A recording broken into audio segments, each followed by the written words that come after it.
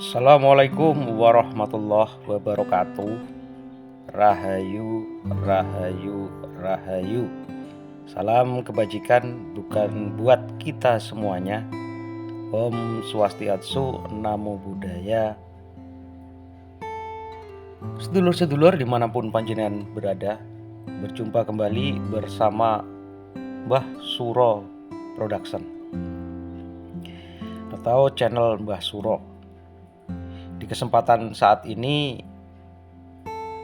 sedulur-sedulur semuanya, mari kita membahas tentang babakan pitung Jawa yang sesuai dengan primbon Jawa. Dan ini sudah diyakini oleh nenek moyang atau leluhur kita, leluhur dari suku Jawa. Di primbon Jawa telah tertulis apabila kita membeli rojo koyo. Orang Jawa mengatakan rojo koyo atau yang berupa hewan ternak yang mempunyai nilai jual yang sangat tinggi. Mungkin kita pernah mendengar orang Jawa mengatakan yen tuku rojo koyo kudune nggawe pitung ben opo sing dituku bakal awet tur cocok karo angen-angene. Seperti halnya waktu kita membeli hewan ternak yang seperti rojo koyo ini, misalkan sapi. Sesuai dengan pemahaman, sesuai dengan pitung Jawa yang sesuai dengan primbon, itu ada pitung khusus atau pitung tersendiri sesuai dengan neptu, hari, dan pasaran waktu membeli. Sedulur-sedulur, sebelum pembahasan ini lebih lanjut, mohonlah kiranya dukungannya untuk ketik like dan subscribe-nya. Sedulurku, di pitung Jawa bahwa untuk membeli sesuatu itu memang tidak lepas dari sebuah pitung. Karena pitung adalah salah satu ikhtiar kita untuk mencari sesuatu yang terbaik dari yang baik.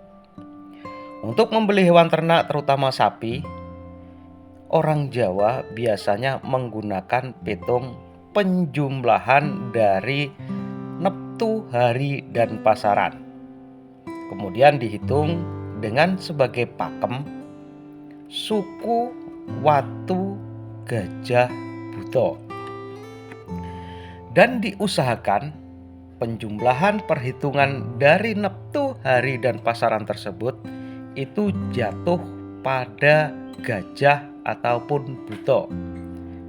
Yang dimaksud adalah apabila suku itu biasanya sapi tersebut orang Jawa mengatakan gampang kejigung, itu sangat berbahaya atau gampang jatuh. Sapi tersebut gampang terkilir atau kecengklok. Kalau watu biasanya sapi tersebut tidak berkembang, tidak gemuk atau tetap kurus, itu tidak ada perkembangan. Dan apabila jatuh perhitungannya gajah, maka hewan ternak yang kita beli tersebut apabila nantinya kita rawat akan menjadi gemuk seperti halnya gajah.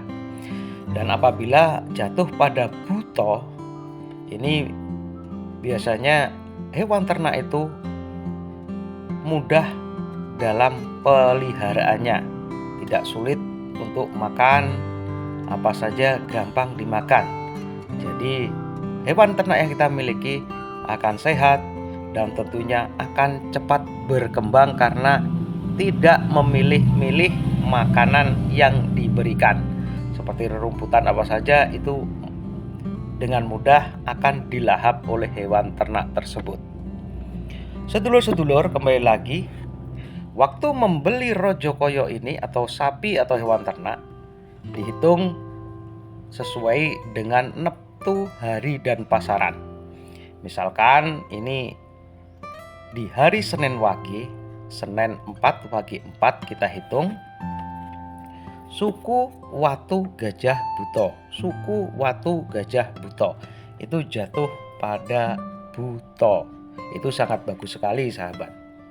Jadi sedulur-sedulur, apabila membeli hewan ternak, itu sealangkah baiknya itu jatuh di gajah ataupun buto. Dan untuk hal yang lain sedulurku, tentu waktu membeli hewan ternak ini patut dihindari yang namanya nas diri atau nas dari orang tua, naas dari orang tua. Apabila sudah memiliki orang tua atau mertua yang meninggal, itu patut dihindari. Juga perlu dihindari hari-hari yang buruk, misalkan itu hari Taliwangke, juga hari patining tahun, galenganing tahun, itu juga dihindari.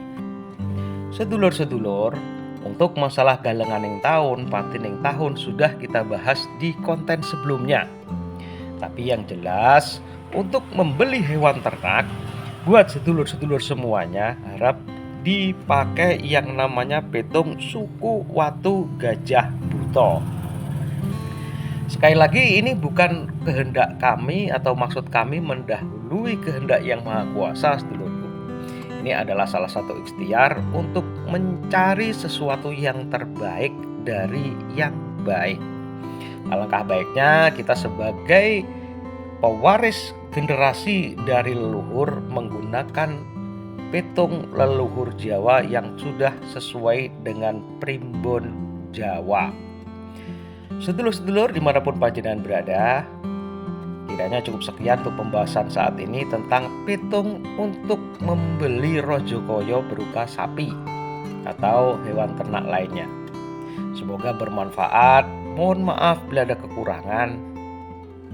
Sekali lagi, kesalahan adalah murni milik saya dan kebenaran yang hakiki adalah milik Tuhan Yang Maha Kuasa. Ya, cukup sekian. Wassalamualaikum warahmatullahi wabarakatuh. Rahayu.